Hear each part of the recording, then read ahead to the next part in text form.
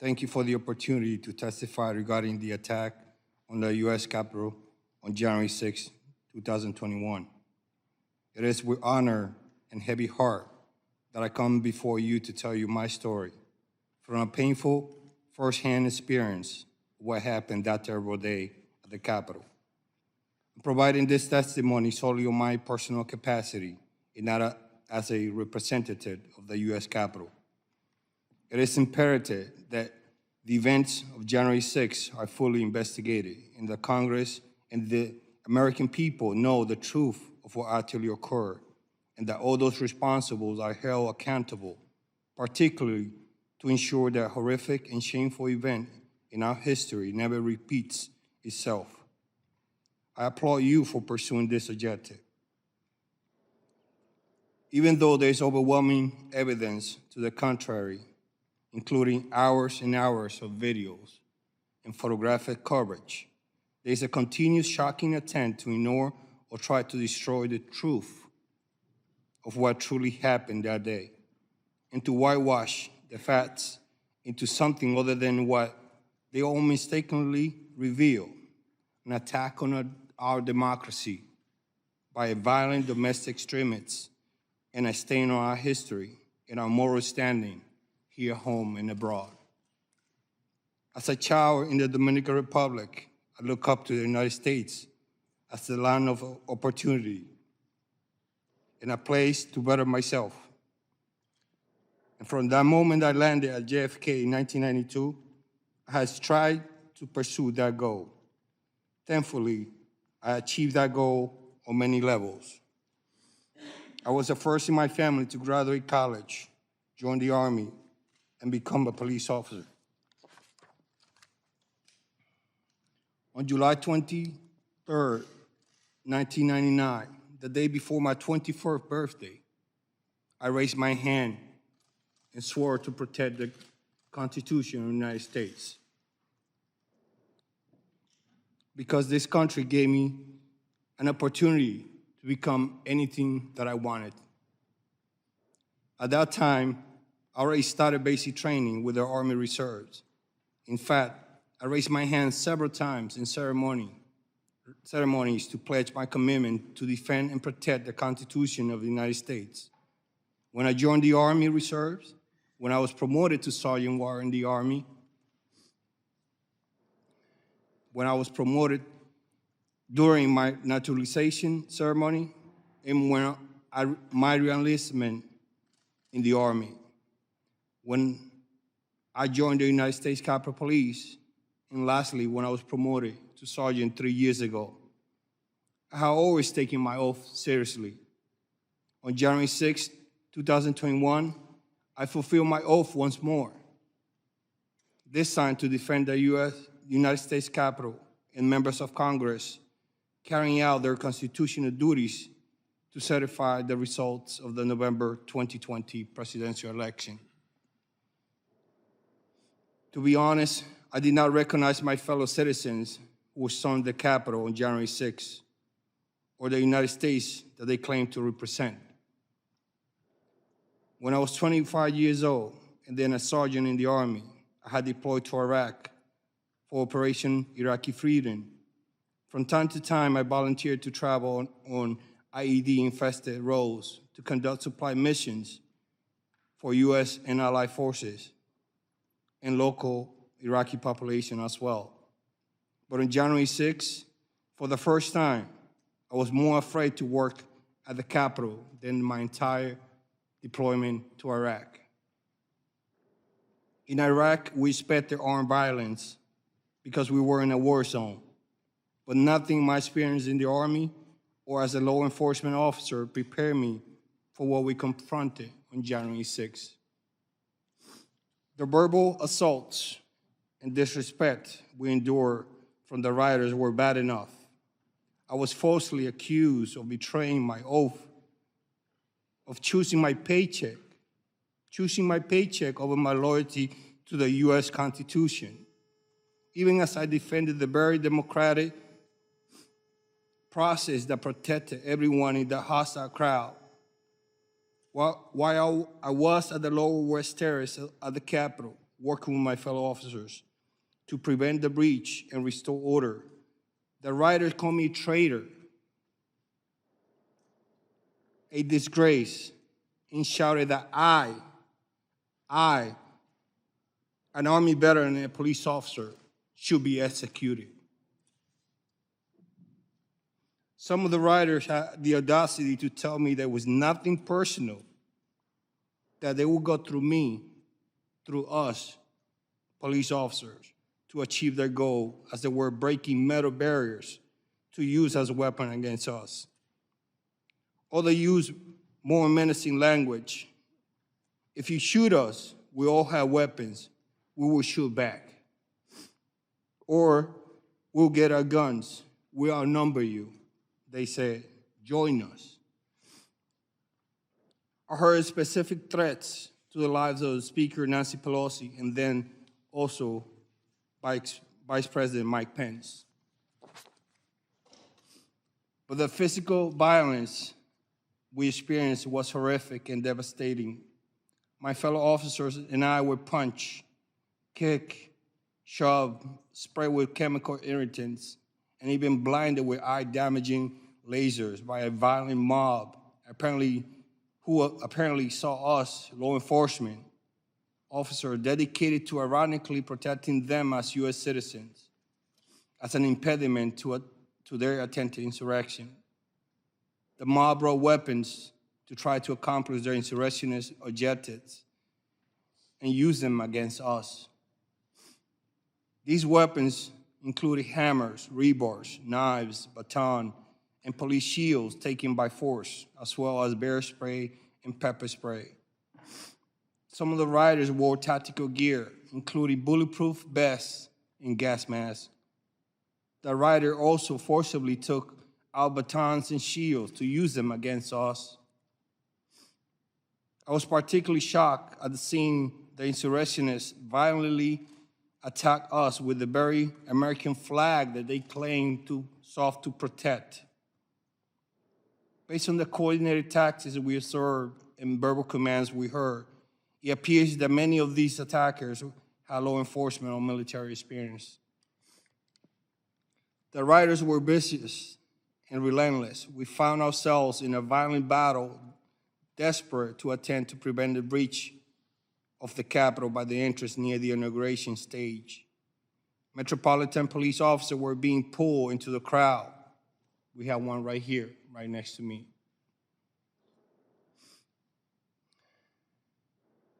As we tried to push the rioters back from the breach in the Capitol, in my attempt to assist two MPD officers, I grabbed one by the officer by the back of the collar and pulled him back to the police line. When I tried to help the second officer, I fell on top of some police shields on the ground that were slippery because of the pepper spray and bear spray. Rioters immediately began to pull me by my leg, by my shield, by my gear strap on my left shoulder.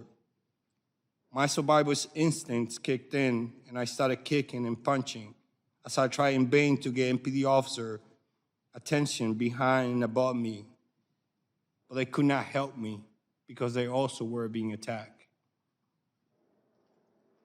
I finally was able to hit the rioter who was grabbing me with my baton and able to stand. And then I continued to fend off new attackers as they kept rotating and attacking us again and again. What we were subjected that day was like something from a medieval battle. We fought hand to hand, inch by inch, to prevent an invasion of the Capitol by a violent mob intent on subverting our democratic process. My fellow officers and I were committed to not letting any rioters breach the Capitol. It was a prolonged and desperate struggle. The rioters attempted to breach the Capitol were shouting, "Trump, send us. Pick the right side. We want Trump." I vividly heard officers screaming in agony and pain just an arm length from me. I didn't know at that time, but that was Officer Hodges, and he's here today to testify. I, too, was being crushed by the rioters. I could feel myself losing oxygen and recall thinking to myself, this is how I'm going to die, defending this entrance. Many of the officers fighting alongside me were calling for shields because their shields had been stripped from them by the rioters. I was one of the few officers left with a shield, so I spent the majority of my time at the front of the line. I later find out that my wife and relatives were here in the U.S. and abroad. Were frantically calling and texting me from 2 p.m. onward because they were watching the turmoil on television. It was now until 4:26 p.m. after giving CPR to one of the rioters who breached the Capitol in an effort to save her life that I finally had a chance to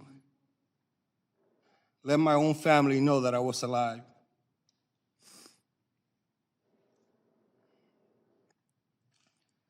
After order has been restored at the Capitol, in many hours, I arrived at home at nearly 4 a.m. on January 7th. I had to push my wife away from me because she wanted to hug me. And I told her no, because of all the chemical that my uniform had on.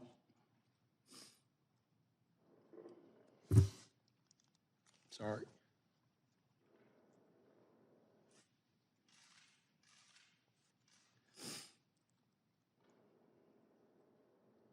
I couldn't sleep because the chemical reactivated after I took a shower, and my skin was burning. I finally fell asleep 2 hours later, completely physically and mentally exhausted.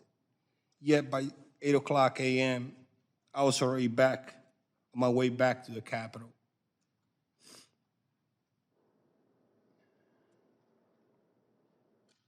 And I continued to work for 15 consecutive days until after the inauguration. I made sure to work despite my injuries because I wanted to continue doing my job and help secure the Capitol complex. More than 6 months later, I'm still trying to recover from my injuries. Many of my fellow Capitol officers, as well as MPD officers, suffer terrible physical injuries from the violence inflicted on us on January 6th. I sustained injuries on both my hands, my left shoulder, my left calf, and my right foot. I already had undergone bone fusion surgery on my right foot, and I was just told that I need surgery on my left shoulder. I have been on medical and administrative leave for much of the past 6 months, and I expect to need further rehabilitation for possibly more than a year.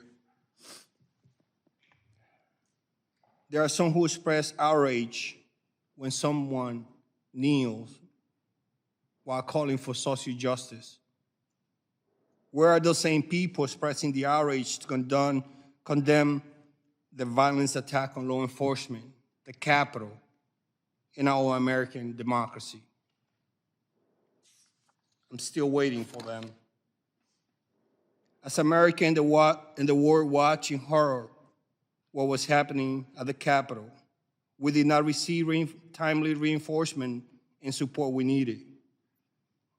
In contrast, during the Black Lives Matter protests last year, U.S. Capitol Police had all the support we needed and more.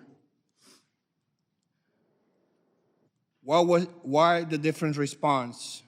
Were it not for the brave members of the MPD and later on from other law enforcement agencies, I'm afraid to think what could have happened on January 6th. I want to publicly thank all the law enforcement agencies that responded to assist that day for their courage and their support. I especially want to thank those Capitol Police officers who responded on their own from home after working midnight shift. Despite being outnumbered, we did our job. Every member of the House of Representatives, senators, and staff member made it home. Sadly, as a result of that day, we lost officers, some really good officers. But we held the line to protect our democratic process, because the alternative would have been a disaster. We are not asking for medals or recognition. We simply want justice and accountability. For most people, January 6th happened for a few hours. But for those of us who were in the thick of it, it has not ended. That day continued to be a constant trauma for us literally every day, whether because of our physical or emotional injuries or both. While it has not received much attention, sadly, many of my colleagues have quietly resigned from the Capitol because of that day. I'm also regularly called by law enforcement officials and prosecutors to help identify from photographs and videos the rioters. And to be honest, physical therapy is painful and hard. I could have lost my life that day, not once, but many times. But as soon as I recover from my injuries, I will continue forward and proudly serve my country in the U.S. Capitol Police. As an immigrant to the United States, I'm especially proud to have defended the U.S. Constitution and our democracy on January 6th. I hope that everyone in the position of authority in our country has the courage and conviction to do their part by investigating what happened on that terrible day and why. This investigation is essential to our democracy, and I'm deeply grateful to you for undertaking it. I'm happy to assist as I can and answer any question you may have to the best of my ability. Thank you.